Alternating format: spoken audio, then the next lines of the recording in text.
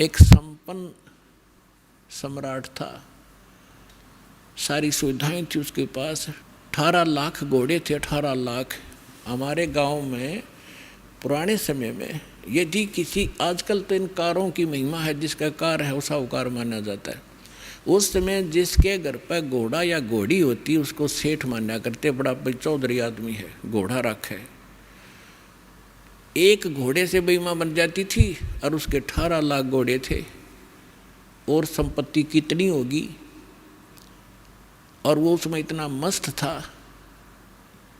परमात्मा ने उस दलदल से उस आत्मा को निकालना पड़ा। अब थोड़ी सी कथा सुनाते हैं अब्राहिम सुल्तान अदम की। एक अब्राहिम सुल्तान अदम नाम के मुसलमान बादशाह थे इराक के अंदर।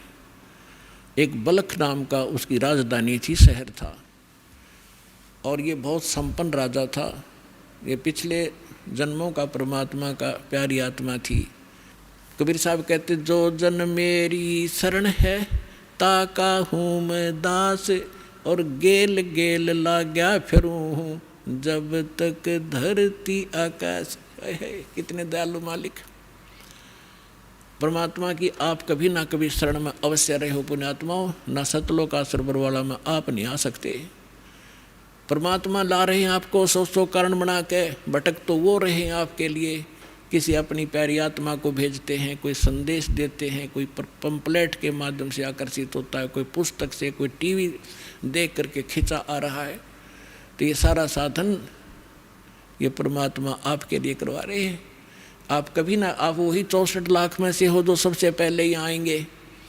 उसके बाद पूरा विश्व को उसी तरीके से जैसे सर्प का विष उतारने वाला गारडू मंत्र बोल बोल कर सचेत करता है, तो बाकी समाज को इस ज्ञान से, भक्ति से, इस परमात्मा की वाणी से, भक्तों के माध्यम से गांव गांव में, नगर नगर में ये मंत्र बोल बोल कर वो विष उतारेंगे। फिर वो जागेंगे बाद में। पहले 64 लाख आएंगे जो काशी में रह गए थे, भगवान के संपर्क में आए थे।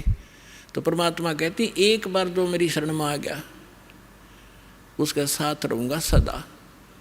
तो कितने दयालु थे। जो आज से 600 वर्ष पहले भगवान नहीं आते या भक्ति में खत्म हो जाती, उस समय परमात्मा ने इसी लीला की और ऐसे चमत्कार किए। आज तक भक्तों के अंदर वो चर्चा का विषय है, भगवान ये कर देता है, तो वो करा करते यही भगवान। और फिर कुछ सिरफिरे जैसे कमाल जैसे परमात्मा ने मुर्दा जीवित किया।